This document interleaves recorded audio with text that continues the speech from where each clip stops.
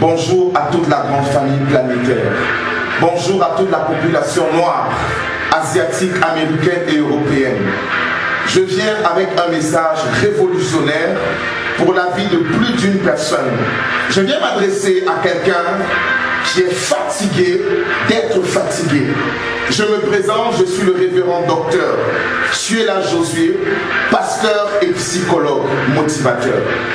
Je veux m'adresser à quelqu'un qui a besoin de voler dans une autre dimension, d'aller dans un autre niveau. Le sujet de notre entretien ce matin sera 8 secrets pour une vie de hauteur. Je répète, 8 secrets pour une vie de hauteur. Je crois qu'après ces conseils révolutionnaires, ta vie quittera de A pour B. Et pourquoi pas de A pour Z. Quelque chose est sur le point de se passer dans ta vie.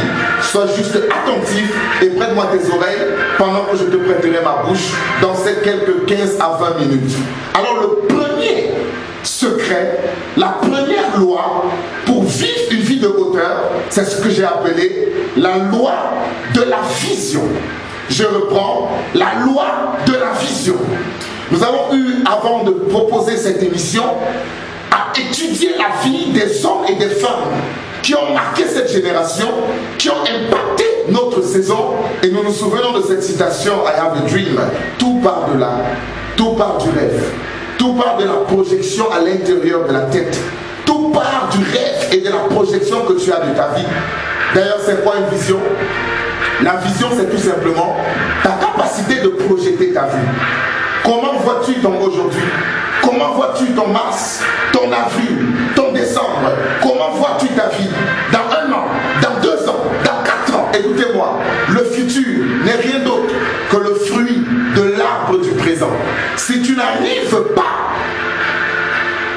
à projeter ton demain va te surprendre. Et c'est pourquoi la Bible nous le dit dans le livre de Proverbes, au chapitre 29, le verset 18, la Bible dit: un peuple sans révélation est un peuple sans fin. Un peuple sans révélation est un peuple sans fin. Pour dire qu'il va essayer tout. Il va vivre comme il vit. Il va être surpris en fait de la vie. Fini l'époque où la vie nous surprenait. Bonjour, l'époque où on va surprendre la vie. Et cela passera au travers de la vision. Tu as besoin d'une vision, d'une projection de ta vie. Qu'est-ce que la vision apportera dans ta destinée? Écoutez-moi, la vision va créer en toi ce qu'on appelle la focalisation. Et lorsque tu auras la focalisation, ça va enfanter en toi la détermination. Et lorsque tu auras la détermination, cela va encore enfanter la concentration. Et la concentration va t'amener bien sûr à une explosion de ta destinée. Tout ça est parti d'une vision. As-tu une vision? Comment vois-tu ta vie? Comment vois-tu ton foyer? Comment vois-tu ton entreprise? Comment vois-tu ta vie, ta retraite? Dès aujourd'hui, tu devrais y penser. Et tu devrais réellement concevoir cela. Et c'est à partir de cela que tu auras atteint le premier seuil, la première marche d'escalier qui mène aux hauteurs de la destinée. Après cette loi de la vision qui nous donne une autre perception de la vie, nous voulons comme ça parler d'une autre loi qu'on appelle la loi de l'incubation de la vision. La loi de l'incubation de la vision. J'en connais beaucoup de personnes qui ont eu des visions. Ils ont eu des projections. Ils sont riches en projets, mais très pauvres en réalisation. Ils sont riches en songes. Ils sont riches en Dieu a dit. Mais ils sont pauvres dans leur poche, pauvres dans leur compte bancaire, pauvres dans leur réalisation. Ça suffit. Il faut que ça change. C'est la raison de mon discours ce jour. Alors je parlais ainsi d'une autre loi, très peu enseignée dans l'église, très peu enseignée dans des écoles de motivation, la loi de l'incubation de la vision. Vous savez, d'aucuns disent que les anges donnent des visions. Les anges, Dieu, le Saint-Esprit, mais écoutez une histoire tirée du livre de Apocalypse 10, verset 9. La Bible dit: et j'allais vers l'ange, quand beaucoup vont à la montagne prier. en lui disant de me donner le petit livre. Il s'agissait du livre de sa vision, du livre de sa destinée. Et il me dit, prends-le et avale-le. Prends-le et avale-le. Mais dans ta bouche, il sera comme du miel. Écoutez, l'ange ici était fatigué de parler aux hommes, de donner des messages aux hommes, et rien ne se passe. L'ange a donné une exigence divine. Il a dit, cette fois, tu ne vas pas avoir la vision. Tu vas manger la vision. Tu ne dois plus avoir la vision. Tu dois devenir la vision. La raison pour laquelle tu n'as encore rien fait jusqu'ici, c'est parce que tu as la vision. Non, ceux qui résistent n'ont pas la vision. Ceux qui résistent sont devenus la vision. C'est eux la vision. Ils sont devenus un avec la vision. Ils se sont mariés avec la vision. Ils ont fusionné avec la vision. Ils sont devenus un avec la vision. Donc au-delà de la vision, il faut une incubation. La vision doit fusionner avec la personne, avec le visionnaire. Et c'est pourquoi nous comprenons le mystère décrypté par M. Habakkuk dans son 2e chapitre, au verset 2. Il est écrit, et l'Éternel m'adressa la parole et dit, écris la prophétie, grave-la sur des tables afin qu'on la lise couramment. Mesdames, mesdemoiselles et messieurs, Habakkuk ne s'est pas limité à avoir la vision, à écouter ce que Dieu dit. Mais Dieu a exigé, parce qu'il devait être une réussite dans sa vie, d'écrire ce que Dieu lui avait dit. Non seulement de l'écrire, mais de le relire. Mais de le relire. Écoutez-moi, tout ce que tu as et tu n'écris pas, tu le perds. Je te donne un conseil. Commence à écrire dès aujourd'hui les projections que tu as de ta vie. Commence à écrire dès aujourd'hui les ambitions que tu as de ta vie, afin que ce ne soit plus qu'une pensée.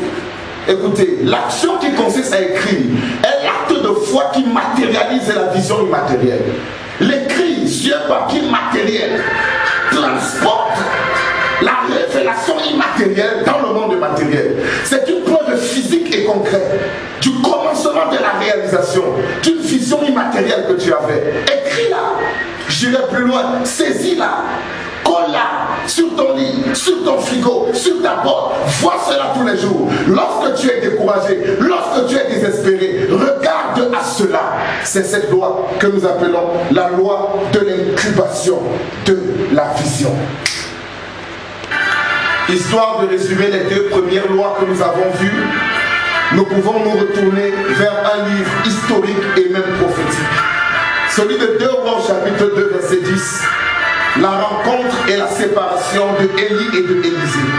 Ma Bible dit, Élie dit, tu me demandes une chose difficile. Mais si tu me vois, pendant que je serai élevé avec toi, cela t'arrivera ainsi. Élisée avait demandé à son père spirituel la double portion de sa grâce et de son esprit. Et Élie lui a répondu, ce que tu me demandes est très difficile, mais il y a une condition qui change les impossibilités en possibilités. Cette condition, c'est que tu dois me voir. Tu dois avoir une vision. Tu dois avoir un champ visuel précis. Tu dois me voir. Ce que tu vois, tu l'auras. Ce que tu refuses de voir, tu ne l'auras pas. Vous savez, Abraham vivait dans les tentes. Abraham vivait dans les chambres. Il priait dans les chambres. Et il voulait des enfants, il ne pouvait jamais avoir d'enfants. Même si Dieu avait dit quoi, jusqu'au jour où Dieu lui a dit, sors de ta maison, regarde les étoiles, tes enfants seront comme ces étoiles. Regarde le sable, tes enfants seront comme ce sable. Tu n'auras jamais ce que tu refuses de regarder. Tu n'auras jamais ce que ton regard refuse de percevoir. C'est par la vision que la matérialisation de ta destinée arrivera certainement. Alors nous allons passer à une 3e loi aujourd'hui. Cette loi, c'est la loi que nous avons appelée la loi des actions conformes à la vision. La loi des actions conforme à la vision. Prends une respiration et tu peux l'écrire. La loi des actions conforme à la vision. Celle dont nous a été très inspirée par le livre de Actes des Apôtres, au chapitre 3, le verset 5 et 6. Ma Bible dit, il les regardait attentivement et s'attendant à recevoir de quelque chose. Alors Pierre lui dit, je n'ai ni argent ni or, mais ce que j'ai, je te le donne au nom de Jésus-Christ, lève-toi et marche. Voici un monsieur qui voulait marcher.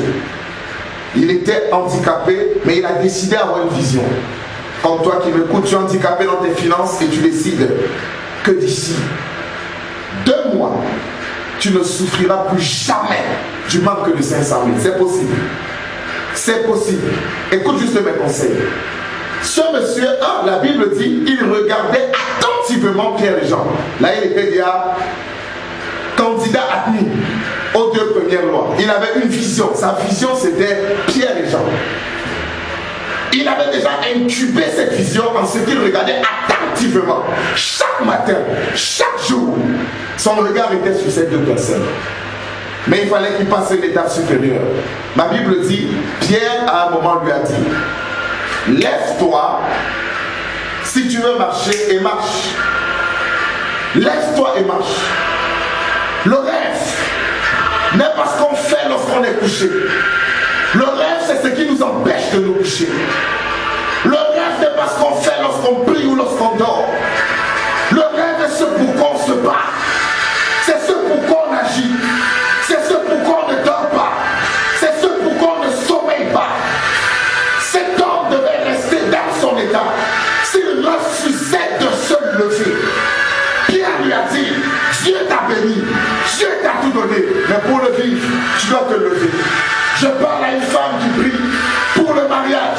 Madame, le mari ne viendra pas te chercher chez toi. Lève-toi et prends soin de toi. Sois éduqué et le mariage te retrouvera. Je parle à un homme qui prie pour le travail et qui dort à la montagne, qui vit à la montagne. Monsieur, la béate n'habite pas à la montagne. Ton patron n'habite pas à la montagne. Ton visa ne viendra pas à la montagne. Lève-toi et marche. Tu devras poser des actions conformes à ta vision. Voir est une chose, fusionner avec la vision est une autre chose, mais agir dans la vision en est une troisième. Tu dois agir dans la vision. Jacques pouvait dire, montre-moi ta foi sans les œuvres, je te montrerai ma foi par les œuvres. La loi de l'action dans la vision. La loi de l'action conforme à la vision. Une loi capitale et fondamentale pour ta destinée. Voici ainsi dit la troisième clé pour une vie de réussite. Si pertinente cette loi, la loi de l'action conforme à la vision. Nous devons poser des actions. Afrique, sortons de la spéculation. Afrique, sortons des discours vains et persuasifs et entrons dans l'ère de la manifestation. Le monde attend avec ardent désir la révélation des fils de Dieu. Il est temps pour nous de nous lever. Il est temps pour nous d'agir conformément à la vision. Ne dis plus je souhaiterais, deviens le maintenant. Ne dis plus je rêverais. Il y a un temps pour rêver, mais il y a un temps pour vivre son rêve. Le temps de vivre son rêve est arrivé. Le temps d'entrer dans l'histoire qu'on s'est réfléchi pour nous-mêmes est arrivé. Fini le temps des rêves. Fini le temps des cahiers et des bics. Venu le temps de la matérialisation, de la manifestation physique. Maintenant, il y a une quatrième loi qui te fera encore du bien cet après-midi. Une loi encore plus intéressante. Beaucoup poseront des actions, mais seront limités dans les réalisations, parce qu'ils n'ont pas perçu la quatrième loi. La quatrième loi, c'est ce que je vais appeler la loi de l'audace. La loi de l'audace. Je reprends encore la loi de l'audace. Toute personne qui a marqué sa destinée, toute personne qui a marqué son monde, c'est souvent par cette loi de l'audace. Écoutez-moi mes amis, dans Exode,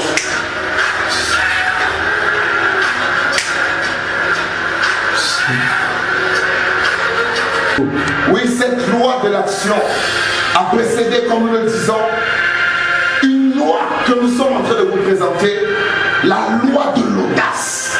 C'est l'audace qui va qualifier le niveau de tes actions. Et c'est le niveau de tes actions qui va déterminer le niveau de tes réalisations. Je me souviens de mon modèle, homme politique et homme de Dieu, au nom de Moshe, traduit en français par Moïse. Je me souviens quand son peuple était désespéré, n'avait plus de raison de vivre ou de marcher. Dans Exode 14, verset 13, Moïse va dire, gardez silence et observez la délivrance que l'Éternel apporte dans ce jour. Et ma Bible dit, dans les 4 versets qui suivaient, la mer s'est ouverte et Israël a traversé la mer. Mesdames, mesdemoiselles et messieurs, en tant qu'exégète et docteur de la parole, depuis Exode chapitre 1, Dieu parlait à Moïse. Mais dans Exode 14, 7 fois 2, Dieu a arrêté de parler à Moïse parce que Dieu recherchait un homme à qui Dieu ne va plus parler, mais un homme qui va parler à Dieu. Dieu n'a rien dit à Moïse, mais Moïse, par audace, a dit maintenant, Dieu prendra ses responsabilités, je ne paniquerai pas, je ne craindrai pas, et quelque chose se fera. Et après cette parole d'audace, au-delà de ses attentes, au-delà de son niveau intellectuel, la solution avait répondu présent. Ça nous rappelle l'histoire du jeune David. Il est écrit dans 1 Samuel, chapitre 17, verset 32. Je lis, David dit à Saül que personne ne se décourage à cause de ce Philistin. Ton serviteur ira et se battra avec lui.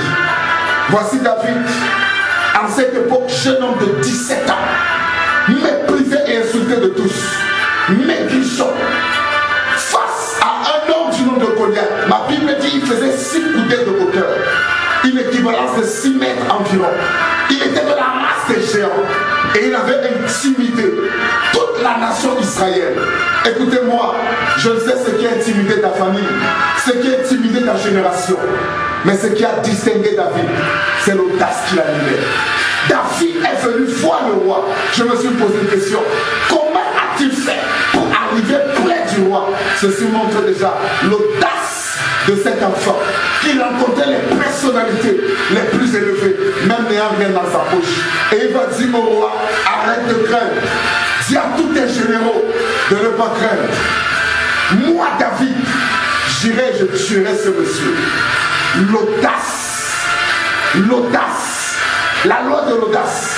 Écoutez-moi, tu as besoin d'oser. Le plus grand risque dans la vie est de ne pas prendre de risque. N'aie plus peur. Vas-y. Si tu réussis, gloire à Dieu. Si tu rates, gloire à Dieu. Tu auras au moins appris. Mais toutefois, il faut oser. Tout le monde savait que c'était impossible. Tout le monde savait que c'était irréalisable. Un idiot est venu. Il ne le savait pas. Et il a accompli. Écoutez-moi, la raison pour laquelle tu ne réalises rien, c'est parce que tu l'essayes. Nous allons parler des actions. Beaucoup vont poser des actions limitées par leur manque d'audace. Remplis-toi d'une certaine audace. Je dirais à un pasteur, organise des programmes, rassemble des malades, sans stresser, laisse Dieu faire. C'est pas toi qui guéris. Je dirais à un homme d'affaires, ne réduis pas ta vision. N'achète pas un petit hangar. Aie de l'audace. Ose. N'aie pas peur d'investir. Ne te limite pas. Ose. Et tu feras des choses grandes. Pour résumer tout ce que nous avons dit jusqu'ici, il y a 4 lois fondamentales que nous avons vues dans cette première partie. Premièrement, la loi de la vision. Toi qui m'écoutes, aie une vision de ta vie, de ta famille. Deuxièmement, la loi de l'incubation de la vision. Ne te limite pas qu'à avoir une vision. Fais comme Habakkuk. Fais comme l'apôtre Jean. Mange ta vision. Deviens ta vision. Écris ta vision. Nous l'avons dit. La vision est immatérielle, mais tes actions, eux, sont matérielles. Ton cahier est matériel, ton bic est matériel. Alors que tu vas écrire cette vision, tu vas aider cette vision à quitter du monde invisible et à venir dans le monde visible. Et rassure-toi, lis cette vision tous les jours, tous les matins, mets-la devant tes yeux, relis-la. C'est cette loi qu'on appelle la loi de l'incubation de la vision. Troisièmement, nous avons vu la loi des actions en conformité avec la vision. Ne te limite pas qu'à voir des visions, mais porte tes actions conformes à ta vision. Et on a vu une quatrième loi, la loi de l'audace. Ne limite pas tes actions. N'aie surtout peur de personne. N'écoute pas surtout ceux qui te disent que tu n'y arriveras pas. Ils ont peur que tu ailles plus loin que eux. N'écoute surtout pas ceux qui te découragent et te démoralisent. Ils ont peur que tu ailles plus loin que eux. Tu peux le faire. Tu y arriveras. Tu le feras. Tu le réaliseras. Sois rempli d'audace et de complexe de supériorité. Car tel est ce qui a marqué tous les plus grands manifesteurs de notre génération.